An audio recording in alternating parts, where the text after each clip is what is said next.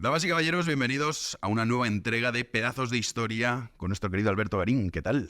Pues muy bien, Jaro, encantado de estar aquí de nuevo contigo. Volvemos a la época de la Segunda Guerra Mundial. Eso es, tras ese viaje que hemos hecho al siglo XVI y a la historia del arte, volvemos a la Segunda Guerra Mundial. Bueno, pre-Segunda Guerra Mundial. Volvemos a ese momento en el que uno se pregunta cómo es posible que durante esos años, en efecto, previos a la Segunda Guerra Mundial, unas potencias europeas, sobre todo Gran Bretaña y Francia, con unos ejércitos mucho más poderosos que los de Alemania, le permitieron a Hitler ir poco a poco comiéndose los países europeos sin ponerle freno. De hecho, hay ese vídeo mítico, el que sale Chamberlain aterrizando con un papelito, diciendo traigo la paz. Eso es. Sí, el mundo, para que vean ustedes que la estupidez al final del ser humano pues se va replicando. Es muy curioso porque tenemos el vídeo de Chamberlain, estamos hablando tras los acuerdos de Múnich de septiembre del 1938. Y al primer ministro británico, Chamberlain. Pues Chamberlain llegó diciendo traigo la paz, convencido de que había sido un éxito.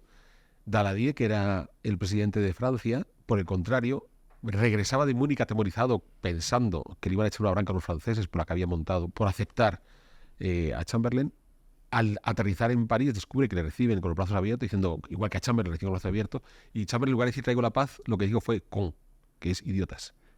O sea, Daladier entendió que, el francés entendió que aquello había sido una metida de pata importante. Bien, entonces él no dijo traigo la paz, él dijo banda de idiotas. Sí, también se le atribuye a Churchill que dijo, os dieron a escoger entre el honor y la guerra, escogisteis El deshonor. El deshonor. Y como es esto, no tendréis honor y tendréis la guerra. Eso, escogiste el deshonor y además tendréis Esto es verdad, esa anécdota. Pues si no es cierta, está bien traída, y otra posibilidad es que Churchill se la inventara 20 años después para ajustarlo. Porque en eso, que no sería la primera. Churchill era tranquilamente eficaz de decir, a ver, ¿qué frase habría dicho yo este día para que es que es verdad, ¿eh? Este es un personaje. Podríamos hacer una sobre Sí, es algo, posiblemente en esta serie que estamos haciendo en toda la Segunda Guerra Mundial, quizás la siguiente pueda ser Churchill. Verdad, molaría, porque además es cierto que conocemos mucho de su historia, conocemos más las luces que las sombras. Que tiene, ¿eh? Y unas cuantas. Hombre, yo creo que la mejor frase que Churchill tuvo en su vida era aquello de uno nunca gasta demasiado, quizás gana poco. Entonces creo que es de las mejores frases que ha soltado en Churchill. Esa sí que es suya. Todo un personaje, porque decíamos eso, ¿no? Las luces se conoce mucho de Winston Churchill, sobre todo también se sabe que tras la Segunda Guerra Mundial pierde las elecciones. Y dices, uy, ¿esto cómo puede ser? Tiene su explicación. Sí, además muy lógica, muy lógica. Y luego es verdad. Con todo tiene una explicación no bien traída, la vamos a ver hoy, porque consideran que como él crea ese gobierno de ocupación nacional donde da paso a que los laboristas tengan una voz que hasta entonces no habían tenido, es lo que permite que los laboristas ganen. Ojo, lo vamos a ver ahora, los laboristas ya habían gobernado Inglaterra. Efectivamente, claro. Entonces, sí, podemos hablar también cómo era un gran defensor de la eugenesia. Que luego todos se desapuntaron. Lo vamos a hablar hoy también. Ah, sí, vale, bueno, venga, va, avanti. Muy bien. Entonces, vamos a retomar, no vamos a ir a los acuerdos de Múnich de 1938, cuando en esa política de apaciguamiento encabezada por Neville Chamberlain, el primer ministro británico, a Hitler le dan demasiadas cosas. Nos habíamos quedado en el programa previo sobre Hitler, cuando se ha convertido en el Führer, en ese agosto de 1934, y ha puesto en marcha una política económica que ya estaba marcando en ese 1934 a dónde quería llegar Hitler en 1938, cuando se apodera de parte de la República Checa, y sobre todo un año después, cuando comenzó la Segunda Guerra Mundial.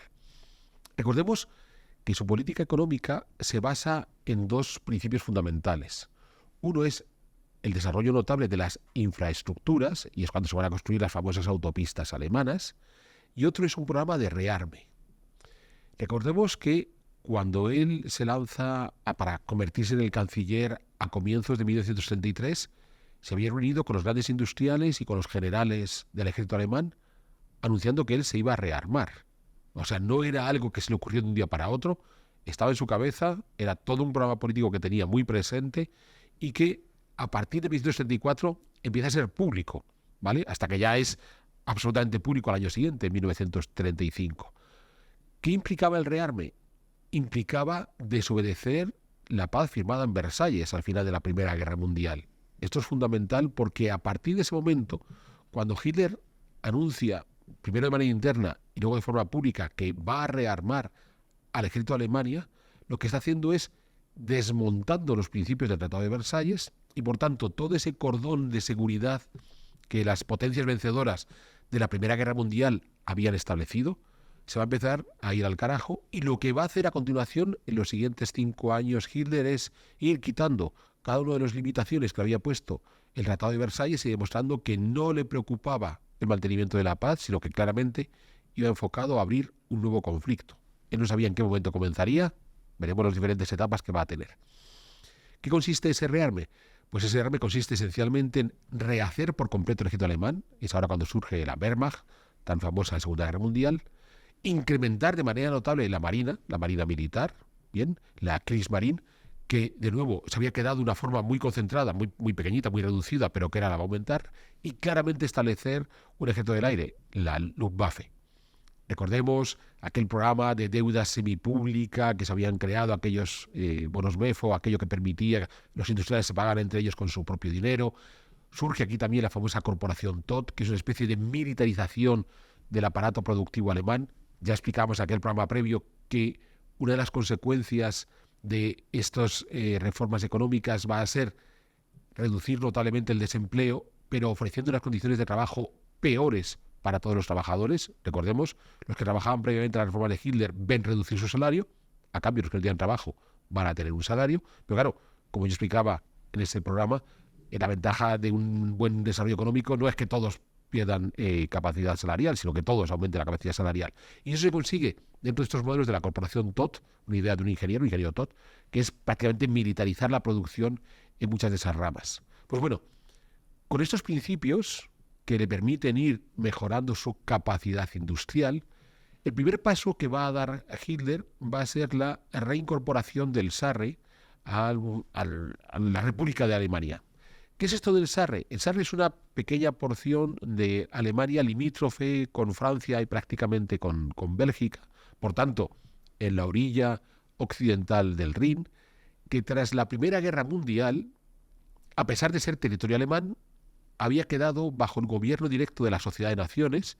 Recordemos ese organismo internacional precedente de la actual Organización de las Naciones Unidas, en donde se sentaban las grandes potencias para tratar de debatir los problemas internacionales sin llegar a la guerra. No sirvió para mucho, porque no solamente no evitó la Segunda Guerra Mundial, sino no evitó otras muchas guerras previas, la invasión de China por parte de Japón, la ocupación de Etiopía por parte de Italia, la propia Guerra Civil Española, pero bueno, en principio el Sarre quedaba bajo el control de la Sociedad de Naciones por 15 años y a comienzos de 1935 se cumple el plazo de ocupación, se celebra un referéndum para ver si los habitantes del Sarre quieren reincorporarse plenamente a Alemania.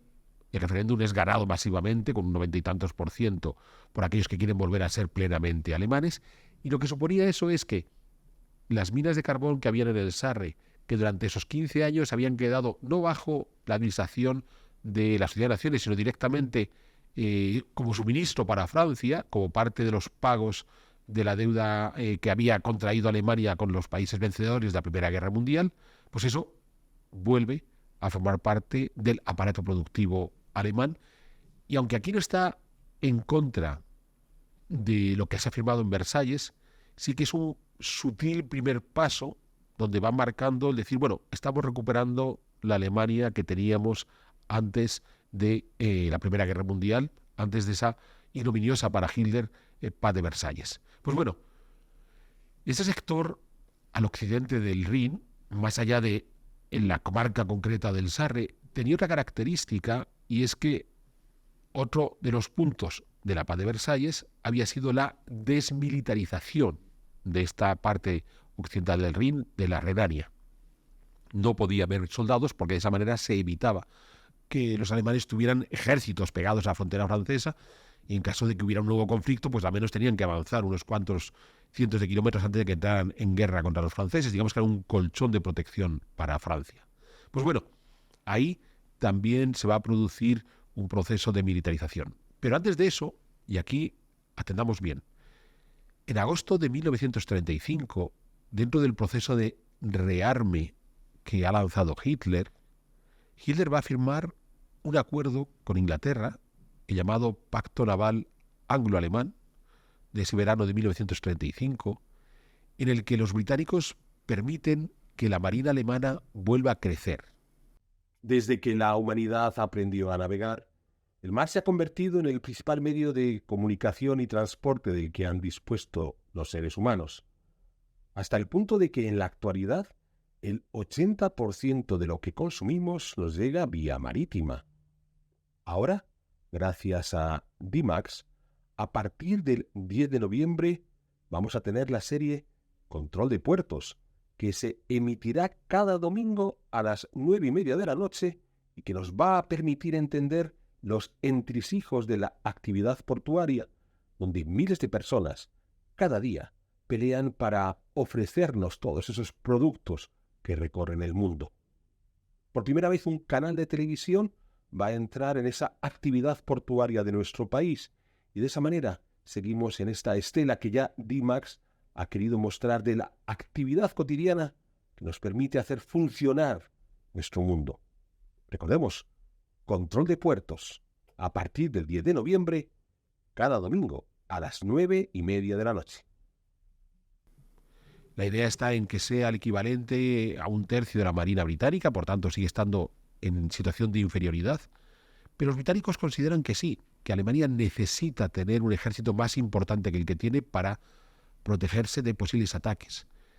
Hemos de pensar, ¿cuál es el enemigo que puede tener Alemania? ¿Cuál enemigo puede temer Alemania en 1935 para que la Gran Bretaña considere que a lo mejor sí es necesario defenderse? La Unión Soviética. La Unión Soviética de Stalin, una Unión Soviética donde la tiranía de Stalin se refuerza día a día. Quién sabe si Stalin en un momento dado decide armarse y atacar a los países occidentales, y llegado ese caso, el primero al que batizar es a los alemanes. Así que los británicos dicen, oye, ¿por qué no vamos a permitir que vaya creciendo? Aquí empezamos a entrar, y hemos de entender lo que estábamos hablando antes con Jano sobre lo que va a hacer Chamberlain en esa búsqueda de la paz. Estamos entrando en esa serie de decisiones que los primeros ministros británicos tomaron siguiendo un criterio que para ellos les pareció razonable, pero que lo único que permitió fue ir engordando las ansias de expansionismo de Hitler. Y hay que entender muy bien cómo funcionaba el gobierno británico. Hemos de pensar que cuando se firma este pacto anglo-alemán del verano del 35, están gobernando los conservadores en Inglaterra. Es el primer ministro es Baldwin, el que será inmediato predecesor de Chamberlain, Stanley Baldwin, que a su vez ha sucedido a otro primer ministro, MacDonald, que era del Partido Laborista. Una característica en común que tenía tanto MacDonald como Baldwin como el propio Chamberlain es que todos habían vivido la Primera Guerra Mundial y a todos les había impactado profundamente la Primera Guerra Mundial.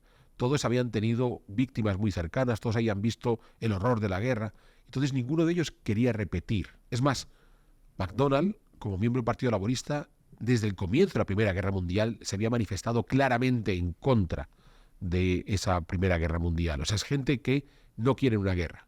De modo que, si Hitler está haciendo estas desmasías, pues bueno, por un lado habrá que permitirle que se proteja si llega ese enemigo soviético, y por otro vamos a ver cómo templamos gaitas con él para que no provoquemos una nueva guerra. O sea, Chamberlain no es un caso excepcional.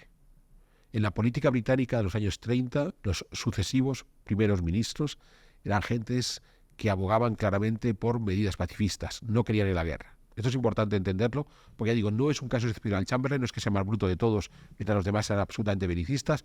A la larga, la excepción fue Churchill. Churchill sí que tuvo claro desde muy pronto que era necesario armarse contra la Alemania de Hitler. La norma era Chamberlain o su predecesor Baldwin o el predecesor de Baldwin, MacDonald. Pues bueno, frente a esto, hemos de pensar que frente a esa mayoría pacifista que tenemos en la Gran Bretaña, la otra gran potencia, Francia, esa otra gran potencia que también tiene que entrar en negociaciones con Hitler, pues en Francia nos vamos a encontrar una polarización muy interesante. Hay un personaje, estoy seguro que se lo voy a preguntar a Jano, y Jano le va a recordar inmediatamente, que es Pierre Laval. Entonces, Laval se va a hacer muy famoso durante la Segunda Guerra Mundial por ser el primer ministro de Pétain, por ser el ejemplo máximo del colaboracionista que se plegó a la voluntad de los alemanes y demás. Hay una historia que los franceses suelen olvidar, y es que Pierre Laval, antes de ser el primer ministro de Pétain, ya había sido primer ministro de la República, de la Tercera República. O sea, Pierre Laval no es un desconocido en los tiempos de Pétain, que de repente Pétain se saca de la chistera y se saca a Pierre Laval. Pierre Laval llegó a ser primer ministro en los tiempos de Pétain durante la Segunda Guerra Mundial, en ese estado francés colaboracionista con los alemanes, porque era un hombre con cierto prestigio, porque ya había sido primer ministro de Francia en periodos previos. No fue el único colaboracionista. Sí, pero es el más marcado. Sí, y por lo general la gente te lo presenta como, y de repente apareció Pierre Laval. No sabemos de dónde. Sí, de la nada. Ha salido este señor. Fijaos, tenemos una especie de nazi suelto por aquí en Francia. Y no, Pierre Laval es un hombre que tiene un recorrido muy parecido al de Mussolini en Italia. Pierre Laval es un hombre que en su juventud forma parte del Partido Socialista francés, opuesto a la Primera Guerra Mundial, que al terminar la Primera Guerra Mundial se queda insatisfecho del resultado, que va radicalizando su postura de la extrema izquierda hacia la extrema derecha, y que a pesar de todo llegó a ser primer ministro dentro de esa inestabilidad política que dominó también la Tercera República Francesa, con una sucesión casi semestral de primeros ministros. Bien, entonces Pierre Laval llega a ser primer ministro, y enfrente tiene a la extrema izquierda, una extrema izquierda que sabemos que incluso llega al poder, y no por primera vez, en ese famoso Frente Popular de 1936, que coincide cronológicamente con el Frente Popular que tenemos en España, donde está Léon Blum. Queremos seguir mejorando pedazos de historia en nuestro canal Big One Media, y para eso necesitamos todo vuestro apoyo en nuestro club de socios, de modo que únete a nosotros, y así estamos seguros de poder seguir ofreciéndote programas de calidad, y además, en algunas de nuestras categorías de socios, nos puedes compartir tus inquietudes en historia, y si somos capaces, trataremos de resolvértela.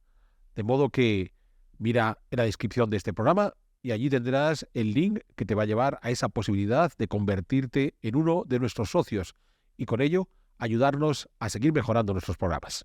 Léon Blum, antiguo compañero en el Partido Socialista de Pierre Laval, pero después su principal rival, y que además es judío, Léon Blum, con lo cual no tiene todo para caerle mal a los alemanes. Claro, entre estos dos extremos, Pierre Laval y Léon Blum, que han gobernado Francia en determinados momentos, se trata de buscar un punto intermedio, que es donde vas a encontrar a Daladier, que es el que estuvo sentado en Múnich con Hitler, que no vamos a decir que sea el perfecto equilibrio, pero sí trataba de gestionar esos extremos que, insisto, en Francia, claro, esto no nos sorprende, en la Francia actual no sigue ocurriendo. Sabemos que en las sucesivas elecciones que hemos visto en Francia han tenido unos bamboleos fantásticos entre la izquierda y la derecha, pues esto ya lo hacían en la Tercera República. Entonces, con esa Francia, en muchos casos polarizada, donde a pesar de que puedan darse gobiernos de centro como el de Daladier, tiene que andar haciendo cesiones a unos y a otros, es fácil entender que los británicos pacifistas y los inestables franceses no están en condiciones de hacerle un frente claro a un Hitler que va a por todas. De ahí que cuando en marzo de 1936 Hitler se la juega y envía a sus tropas a ocupar Renania, cruza el Rin y vuelve a militarizar esa frontera que Alemania tiene con Francia, le sale bien la jugada.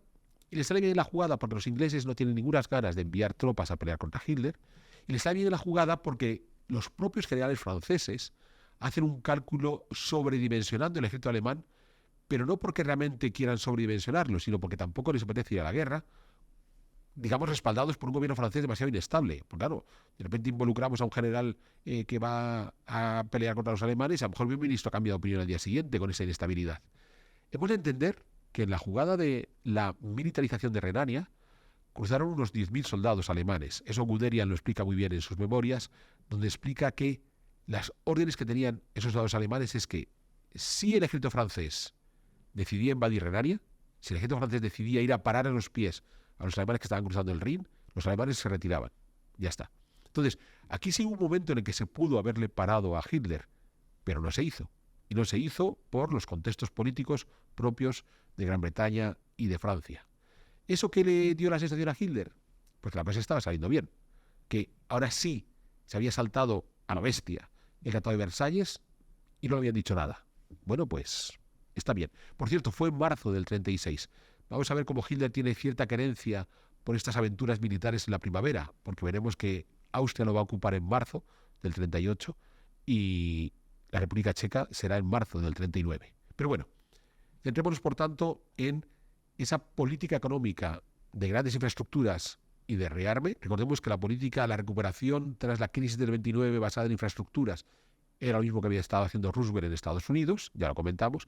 Lo del rearme es la gran novedad que aporta Hitler porque tiene claro que quiere saltarse el Tratado de Versalles y prepararse para una nueva guerra mundial. Pues bueno, en paralelo con esa política de rearme, Hitler va a llevar a cabo toda su política racial y eugenésica, esto que estaba hablando ahora Jano, de que si Churchill era eugenésico, es que en realidad en esos años lo raro era no serlo. Sí, sí, desde luego. O sea, y aquí voy a hacer una putada absoluta y una provocación que va a generar cientos de comentarios en YouTube en contra nuestro. Cientos. ¿Qué vas a decir, Alberto? Porque, a ver si entendemos algo.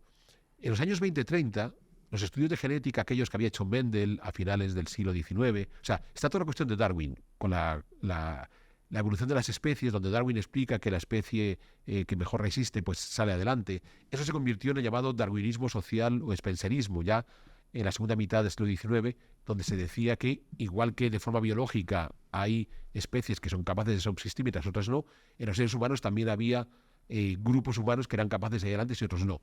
Y eso se baja a nivel genético, ¿vale? De los genes, diciendo son razas. Entonces, hay razas superiores y razas inferiores. O sea, el mismo ejercicio que ha hecho Darwin se va a trasladar. Lo que tenemos que hacer es mejorar las razas para que todas sean superiores. Y entonces en eso consiste la eugenesia, en intervenir en los genes. Entonces con esa manipulación genética vamos a conseguir una manipulación muy burda. Pues a ver, si casa un blanquito, pues si los dos blanquitos parece que son pilas, los casamos juntos, tienen hijos y ya está. Y saca el morenito, pues no muy inteligente, lo sacamos de la reproducción y asunto resuelto, ¿vale? O sea, que él, porque es judío, es el tipo de cosas que van a hacer, ¿vale? Esa misma tontería la estamos haciendo hoy con el ADN. O sea, todos estos estudios de ADN que de repente van y te dicen, es que me he hecho no sé qué prueba del MyHeritage y tengo un 20% de ADN judío, un 20% esquimal y un 20% de Papúa Nueva Guinea. Es un disparate. Es un disparate. O sea, desde el punto de vista matemático no tiene ningún valor. Porque con los números que manejamos, esto en el programa de Sumeria ya lo hablábamos, bien. Sí, de con Sumeria los números de ejemplos que estamos tratando de ADN no tienen ningún valor. Yo sé que habrá gente que me dirá, pues nada, lea usted más. Sí, yo me lo leo. Y todo lo que me dio este día que me recomienda me lo leo. Y entonces me voy a leer estos maravillosos tratados que están sacando sobre el hombre del Paleolítico. Hemos estudiado un caso de un fulano que vivió en un margen de vida de 4.000 años. Y con eso establecemos cómo eran todos los habitantes de la península ibérica hace 10.000 años. Eran todos morenitos de ojos claros. Lo digo yo porque he visto un tío, nada más. Uno. Bien, entonces yo estoy criticando esto frente a un run social que tenemos hoy, en estos comienzos del siglo XXI, de hasta dónde podemos empujar el ADN. O sea, que podamos curar ciertas enfermedades con modificación del ADN es posible.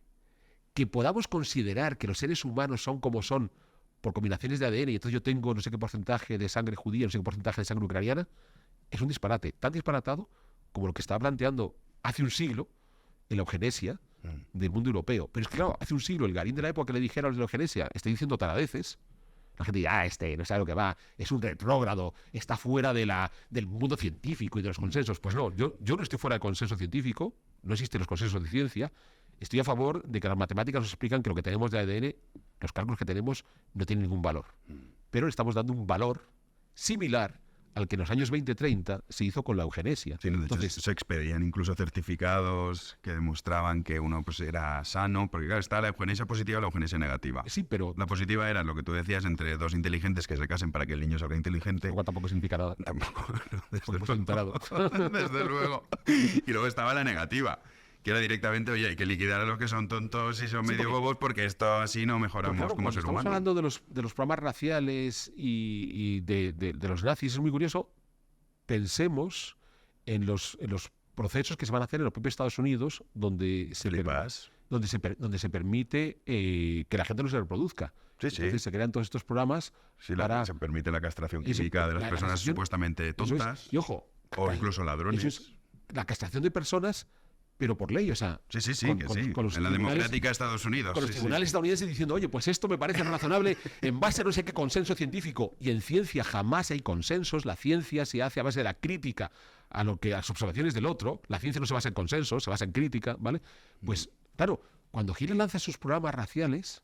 No impactan, ¿no? No impactan absolutamente nada. Claro, hoy la gente dice, no, esto fue escandaloso. Entonces, Churchill creía en la eugenesia. Churchill y todos los demás. O sea, lo raro era encontrarte a alguien que no creyera en la eugenesia. Sí. Bien. O sea, en el caso de España, lo hablábamos en el programa que hicimos con Juan Manuel de Prada, Gregorio Marañón es un ejemplo. Gregorio Marañón, en los años 20-30, creía en eugenesia. Que sí. ¿Vale? Creía en esa capacidad de manipular los genes de tal manera que al final salían unos tipos altos, rubios y de ojos claros, bastante brutos, pero eran altos y rubios. Entonces, luego se desapuntaron muchos, ¿eh? ¿Sí? Que se desapuntaron muchos. No es que se desapuntaran. Luego es que dijeron, yo nunca dije eso. Pero mucho está por escrito, leyes también, que claro, están por escrito. Pero es verdad que la eugenesia, claro, o sea, cuando uno dice, la ley racial, qué locura. Bueno, qué locura para la época. no era tal la locura. No. Entonces, claro, O sea, lo que hemos de entender... O sea, no se justifica evidentemente nada de esto, pero que me refiero que es curioso Pero luego cómo se explica. Claro, como todos dicen, ay, no, fíjate, de hecho, podemos decir que el padre, digamos, de todo es la eugenesia. Los nazis luego la adaptan a su rollo con el tema de los judíos, pero en realidad la eugenesia es lo que decías, es que yo creo que eso no lo sabe muchísima gente. Y enseguida, cuando acabó la Segunda Guerra Mundial, es un poco lo que pasa con el Ministerio de la Propaganda. De repente la propaganda era una palabra malísima. A raíz del Ministerio de la Propaganda de Joseph Goebbels, cuando toda la vida se había utilizado, lo llaman marketing las empresas. Eso es, para que... Sí, pero es exactamente lo mismo. Pues lo mismo pasó con la eugenesia. O sea, la eugenesia de repente todos, ay, no, qué terrible, estos nazis, cómo han hecho esto, no puede ser. Y entonces muchos de ellos se desapuntaron, pero lo cierto es que contaba con un gran apoyo, tanto en el Reino Unido, no solo en el Reino Unido, pero principalmente en el Reino Unido y en Estados Unidos. Sí, es que eso está demostrado. Existían congresos de eugenesia, asociaciones de eugenesia, presidida por el nieto de Darwin, ¿vale? O sea que todo eso existía. Entonces, claro, Hitler ha llegado al poder, y recordemos que han hecho esa ley, la primera ley judía, que era el 7 de abril de 1933. Curiosamente, en el año 1934, y lo contábamos aquí, cuando se crean los campos de concentración, esos campos de concentración inicialmente destinados a los rivales políticos, sobre todo comunistas, van a ser utilizadas a continuación contra los llamados indeseables sociales, holgazanes, pero ahí también van a empezar a incluir gentes con deficiencias mentales y demás. O sea, no son campos de concentración contra los judíos, porque durante ese año 34, que se está poniendo en marcha toda esa reforma económica y que Hitler dice, bueno, me la estoy jugando la economía, a ver si esto funciona, no es plan de tocar a la sociedad alemana, aunque los judíos sean un porcentaje minúsculo, debía ser menos de un 1% de Alemania, no es plan de tocar, no vaya a ser que en estos momentos de búsqueda de equilibrios económicos esto se vaya a estropear. Pero claro, en el momento que la economía empieza a funcionar y Hitler toma ciertas medidas, como esa recuperación del Sarre o ese acuerdo marítimo con los británicos, las cosas empiezan a funcionarle, es entonces cuando se van a producir las llamadas leyes de Nuremberg. Esas leyes aprobadas en una reunión del Reichstag en Nuremberg, la primera vez que está fuera de Berlín, en septiembre de 1935, donde se aplican toda una serie de medidas para marginar a los judíos, pierden su condición de ciudadanos alemanes y demás. Ojo, que las leyes de Nuremberg toman como modelo las leyes de segregación racial de Estados Unidos. Esas leyes de segregación racial que se habían impuesto en Estados Unidos tras la Guerra de Secesión y sobre todo tras la liberación de los esclavos negros. Y en muchos casos son menos rigurosas que las leyes de segregación de Estados Unidos. Es decir, no hace Hitler en Nuremberg algo que de nuevo desentone con el contexto histórico en el que se está produciendo. Esto es una de las cosas que con esto no lo estamos justificando, ¿vale? Estamos explicando lo que ocurrió y nos parece absolutamente deleznable lo que hizo, tan deleznable como las leyes de segregación racial de Estados Unidos, ¿vale? Bien. Exacto. Entonces, esa es otra cosa que también aquí todo el mundo dice, no, nosotros no. No hemos sido. Y además, las leyes de segregación van a aguantar hasta los años 60. Sí, es que es flipante. O los zoológicos en Bélgica.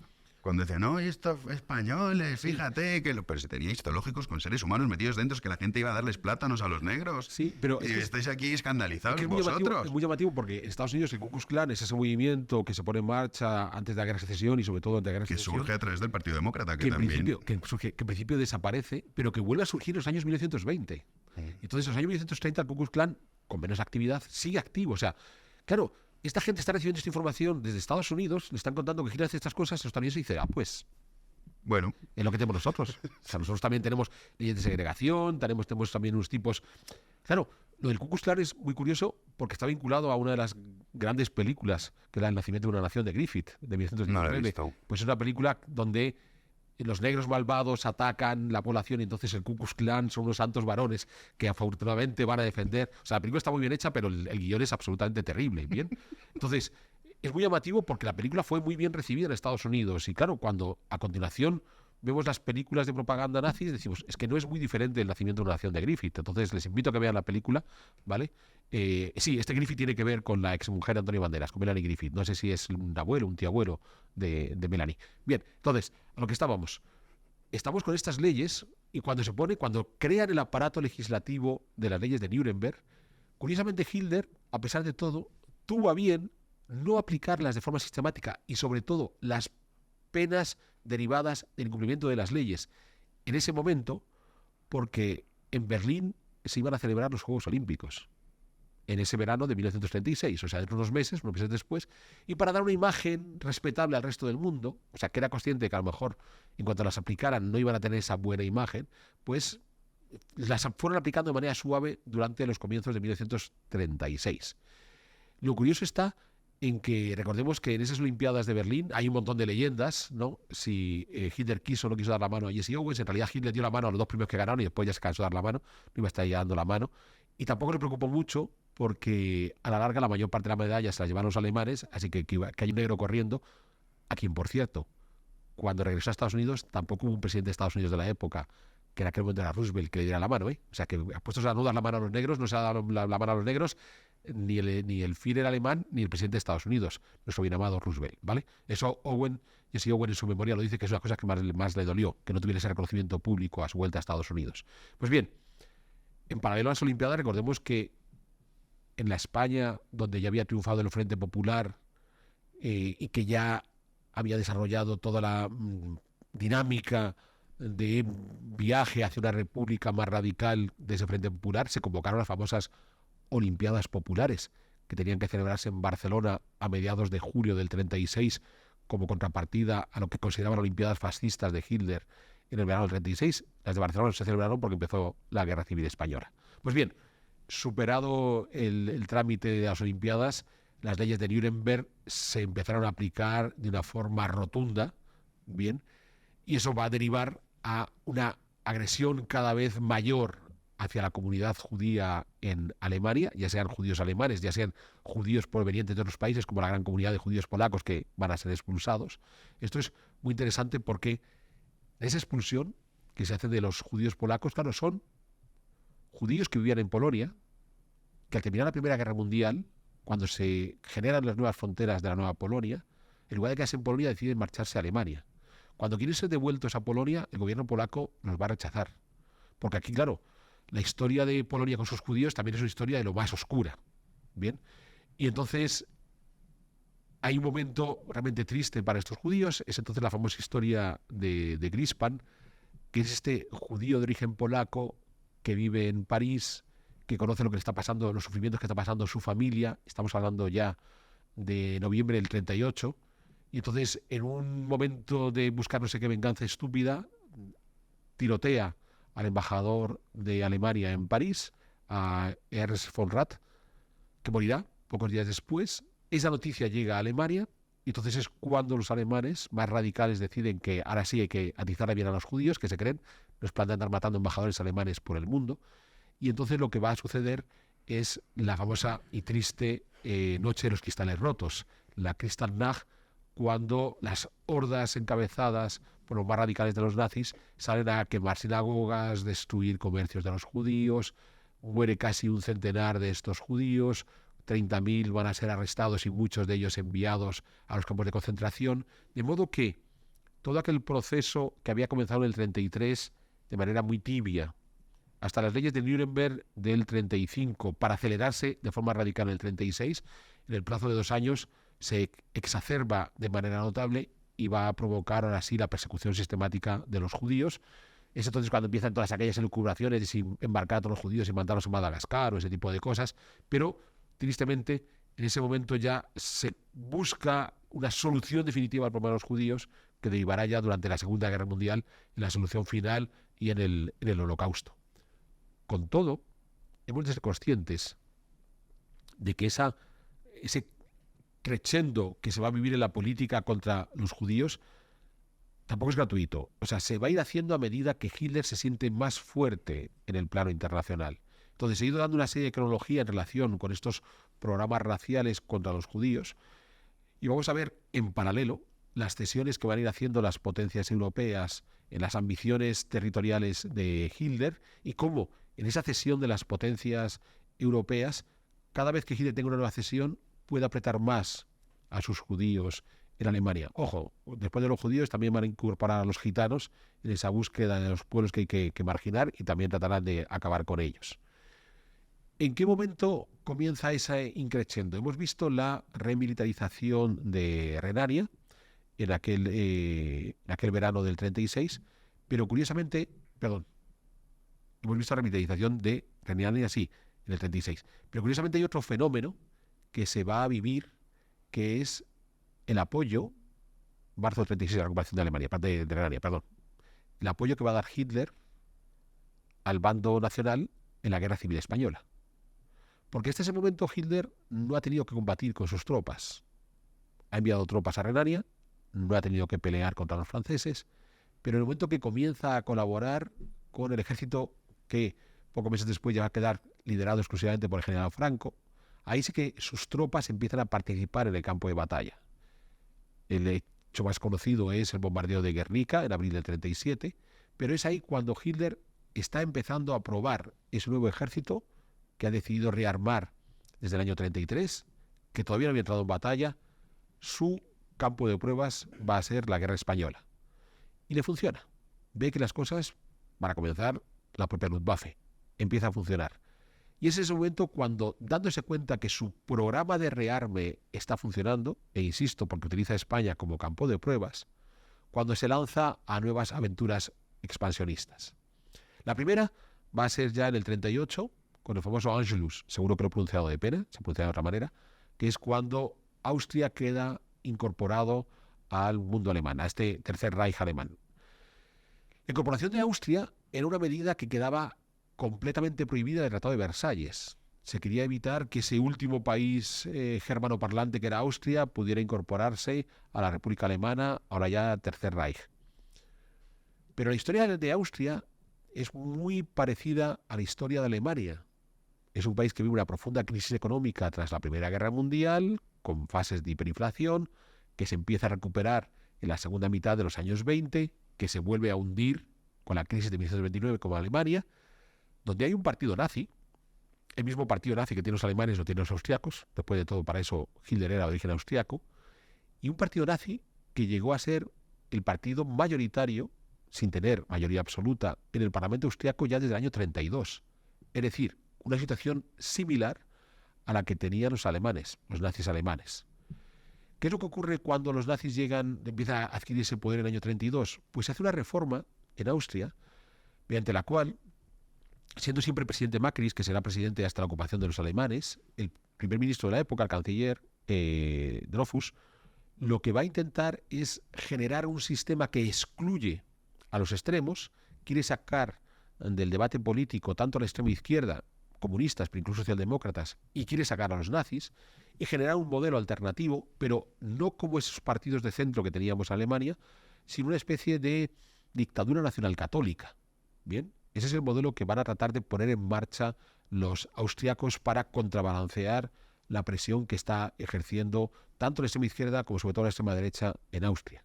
Y es curiosamente contra esos gobiernos de, digamos, más dictatoriales o cuasi dictatoriales, contra los que va a ir Hitler. O sea, no es que en Austria tengamos un gobierno democrático de corte socialdemócrata que le cae mal a Hitler. No, no. Tiene un gobierno que en muchos casos no se aleja mucho de las directrices políticas de Hitler. Lo que pasa es que Hitler quiere incorporar Austria al conjunto.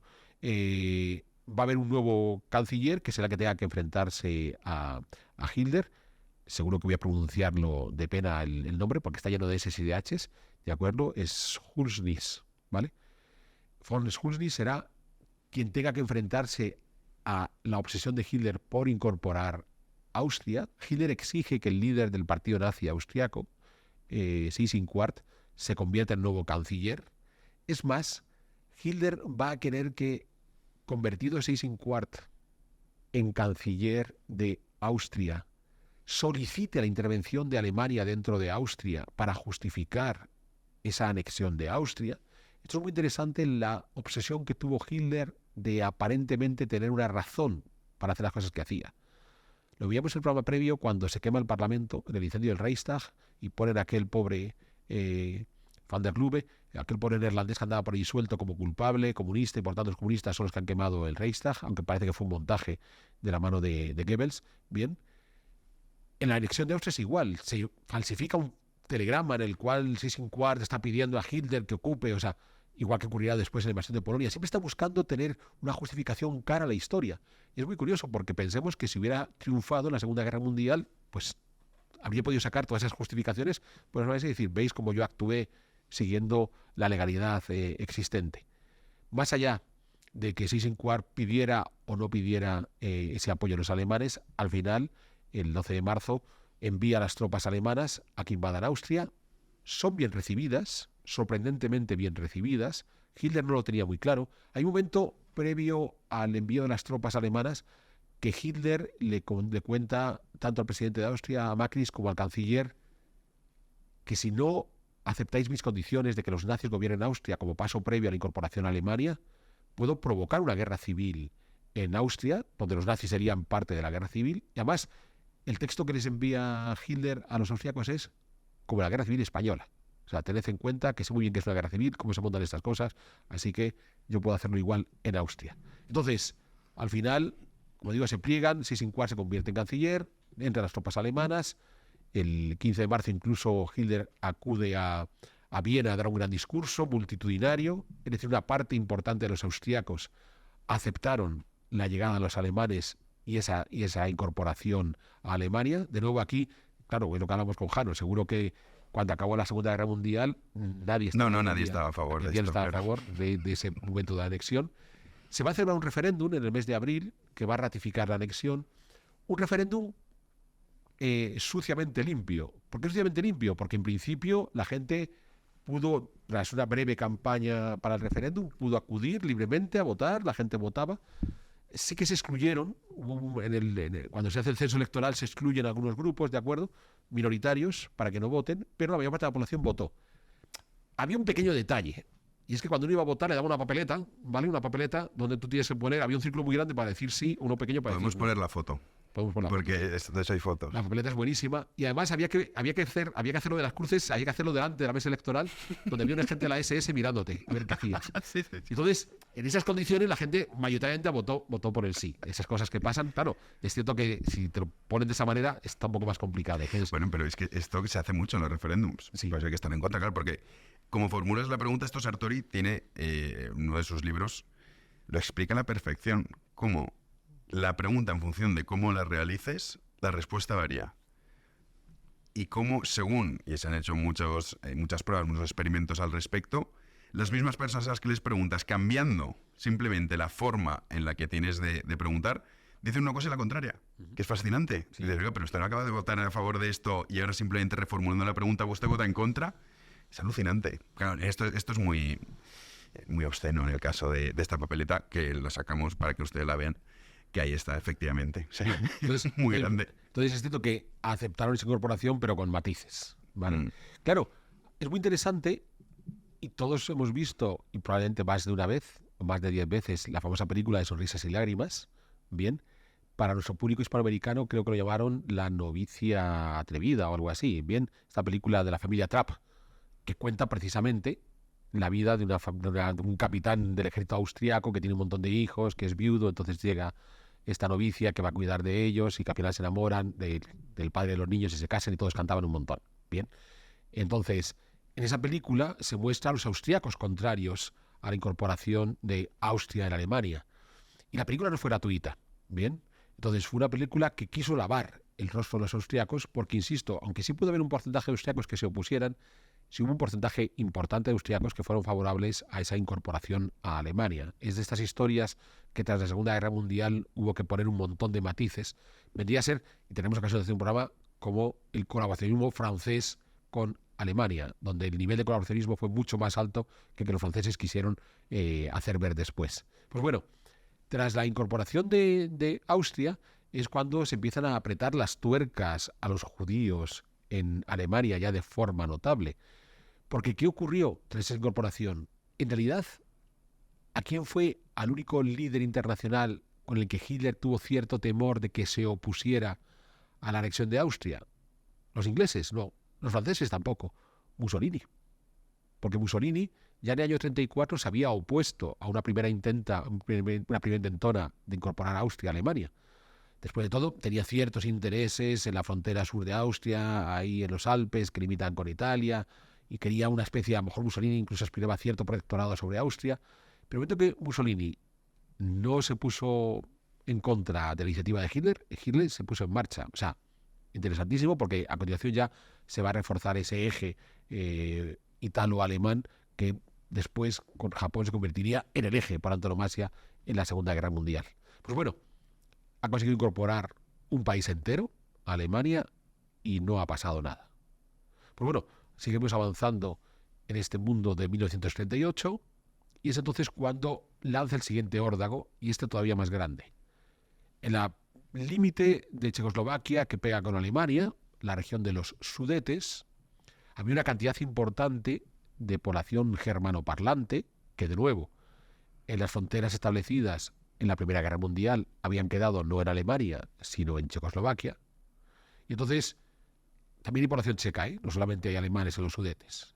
Entonces, Hitler considera que esa población alemana tiene derecho a reincorporarse a la patria alemana, y es ahí cuando comienza ese largo proceso de negociación con Neville Chamberlain, que ya es nuevo primer ministro en la Gran Bretaña, ya ha salido Baldwin, Sinclair Baldwin ya ha dejado de ser primer ministro, le ha sustituido siempre por el Partido Conservador Neville Chamberlain. Chamberlain viaja hasta 3 veces a Alemania para reunirse con Hitler, para negociar con él.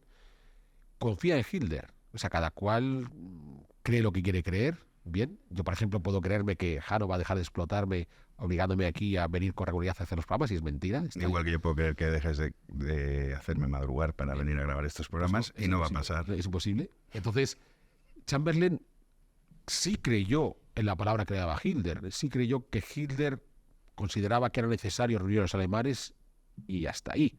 Por eso es por lo que cuando finalmente se reúnen en esa reunión en Múnich a finales de septiembre de 1938, Hitler, por los británicos Chamberlain, por los franceses Daladier y el propio Mussolini, que hacía allí un poco de árbitro, curioso árbitro, bien, un árbitro claramente inclinado hacia uno de los dos equipos, y sin la presencia de las autoridades checoslovacas, deciden que Hitler sí puede incorporar los Sudetes y de esa manera darle la posibilidad a la gran mayoría de alemanes de los Sudetes de volver a estar dentro de Alemania.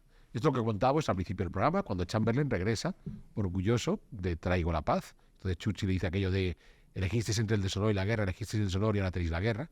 Bien, y cuando Daladier vuelve a Francia y le felicitan por el éxito y él grita aquello de con, idiotas, porque Daladier sí es consciente de que lo que han hecho ha sido ceder a Hitler. Claro, ¿cuál es el problema de que Hitler incorpore los Sudetes? Y ojo, que al mismo tiempo que Alemania se come los Sudetes, en octubre del 38, los polacos se comieron un pedazo de Checoslovaquia y los húngaros se comieron un pedazo de Checoslovaquia.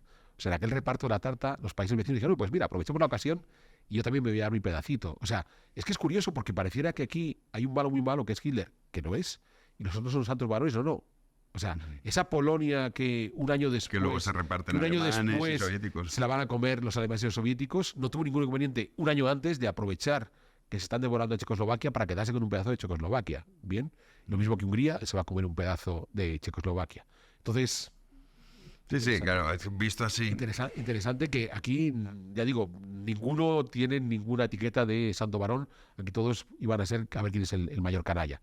Entonces, lo que va a suceder con estas operaciones que va a rematar en marzo del 39, como decíamos antes, en marzo del 36 ocupó Renania, en marzo del 38 ocupó Austria, en marzo del 39 lo que queda de Checoslovaquia se lo va a cocinar, y es que en la parte de la actual República Checa va a establecer el protectorado de Bohemia-Moravia, incorporado a Alemania, y la otra mitad, Eslovaquia, que hoy vuelve a existir, lo convirtió en un estado títere de los alemanes. Que sea en marzo no debe ser una cuestión gratuita, esto es lo que nos explicaba muy bien nuestro querido Fernand Brodel. Probablemente estaba pensando, bueno, es que si empieza una guerra, a menos que empecemos en primavera para tener todo el verano para combatir. O sea, no vamos a empezar en invierno, que puede ser una jodienda, ¿vale? Entonces, no es gratuito los movimientos que hace.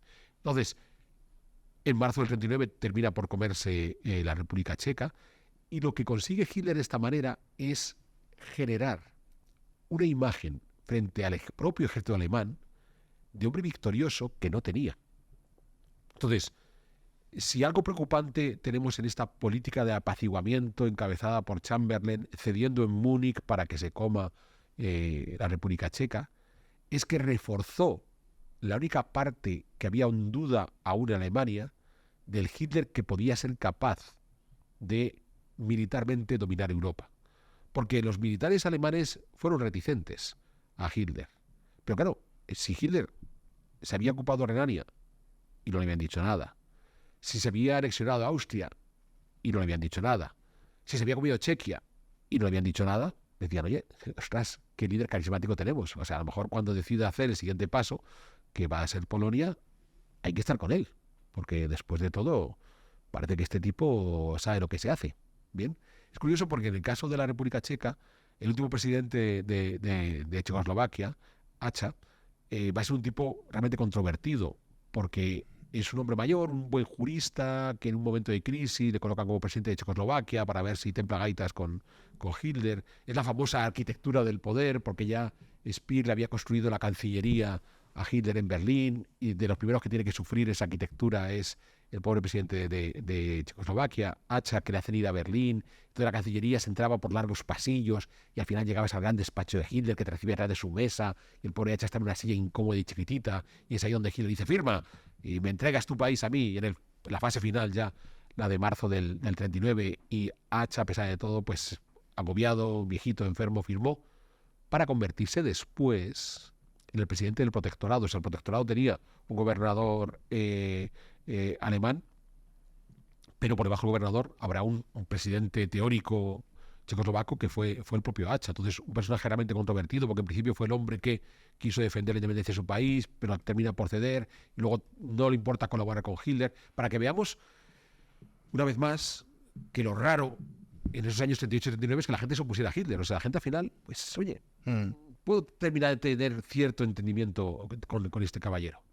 Pues bueno, en esa escalada que va haciendo, el pistoletazo final va a ser el fin de la guerra civil en España. Entonces, poco después de la incorporación de la Bohemia y Moravia, de la República Checa a Alemania, el 1 de abril de 1939, acaba la guerra de España. El final de la guerra de España le supone dos cosas a Hitler. Por un lado, la demostración de que sus tropas funcionan bien, las ha estado probando en España y está bien.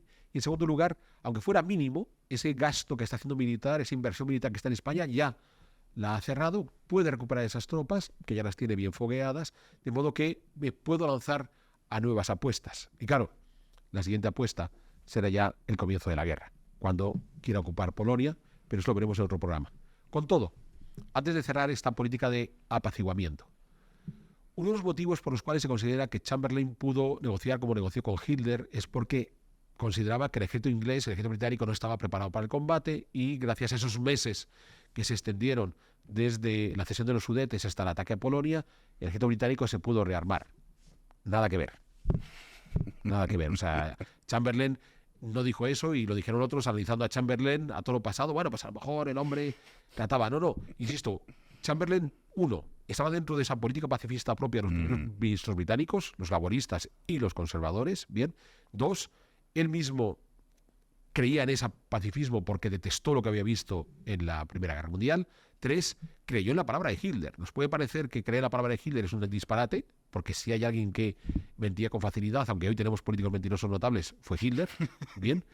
Pero a pesar de todo, él sí creyó en la palabra de Hitler, de modo que sí creyó que se estaba llevando la paz a la Gran Bretaña, y sí creyó que era posible frenarlos a Hitler. Claro, si esto lo comparamos con un conflicto que tenemos en la actualidad, que es el de Ucrania contra Rusia, que es cuando de nuevo se ha recuperado mucho el término de política de apaciguamiento.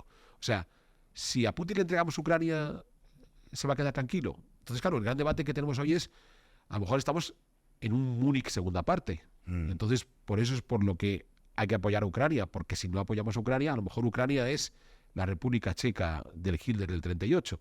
Entonces, a lo mejor Polonia es de nuevo Polonia, o son las repúblicas bálticas. Entonces, claro, es muy curioso porque el análisis de la política de apaciguamiento de Chamberlain tiene vigencia plena precisamente por el conflicto entre Rusia y Ucrania. Entonces, aquí no hacemos historia de la actualidad, de modo que no vamos a ir más lejos de eso, pero solo hacer ver esa observación de que sabemos muy bien por qué Chamberlain hizo lo que hizo, y sabemos muy bien por qué el término política de apaciguamiento está muy de actualidad hoy, porque nos encontramos en un contexto que tiene ciertas similitudes en los afanes expansionistas de Putin. Bueno, pues, oye, interesantísimo. De Albert Speer podríamos hacer uno, del arquitecto nazi. Es un tipo fascinante. Es que además tiene un libro que es buenísimo, el de Memorias. Sí, donde miente todo. O sea, pero mola, mola un montón.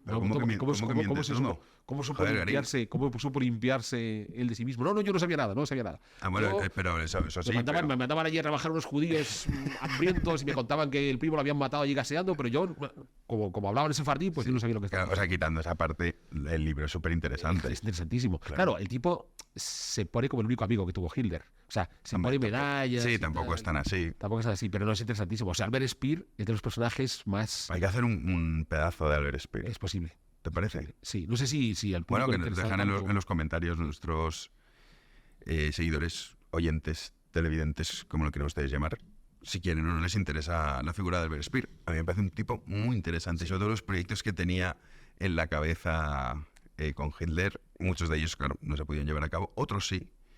Y mola, la historia es molona. Mola un montón. Albert Speer, ya digo, es un personaje interesantísimo. Bueno, Alberto, antes de despedir, ¿tienes deberes para tus oyentes? Pues tenemos deberes porque ya se han convocado los premios iVoox 2024 a los podcasts más valorados por los oyentes. Y lo que os vamos a pedir es que, aunque nos sigáis a través de YouTube, sé que también tenemos una gran cantidad de seguidores a través de iVoox, acudid todos, por favor, al enlace que os vamos a poner en la descripción de este programa, donde podéis votar a esos podcasts que más os gustan en el premio iVoox 2024 y votad por Pedazos de Historia, este programa que hacemos en B1. Y además yo voy a aprovechar para hacerme publicidad a mí mismo. Claro que sí. Y también os voy a pedir que votéis mi propio podcast que se llama Sierra de Historias. Podéis dar todos los votos que queráis a todos los podcasts que queráis, no solamente a estos dos, Hombre, no. pero a estos dos serían a los que mejor nos vendrían que apoyarais. Sí, porque además si gana Alberto, te regalan una casa en Benidorm, un piso. En realidad no te dan una casa venido, te dan una placa muy bonita.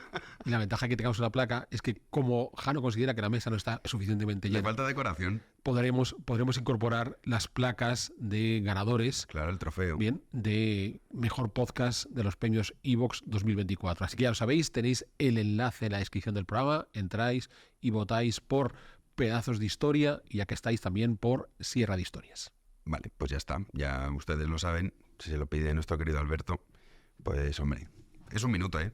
Yo ya lo he votado y tarda muy poquito en hacerse. Así que insistimos que dejamos el enlace para que a ver si Alberto consigue ese galardón para que puedan ustedes votar, a pesar de que no nos estén escuchando en iVoox, nos estén viendo en YouTube. Es un segundo. Vale, pues mil gracias por volverme a traer aquí. Pues a escuchar esta lección. gracias por estar aquí una vez más y gracias a todos ustedes por acompañarnos. Les invitamos una vez más a que formen parte de nuestro club de socios porque es lo que va a hacer que podamos seguir haciendo estos programas que si les satisfacen, pues razón de más para que nos apoyen.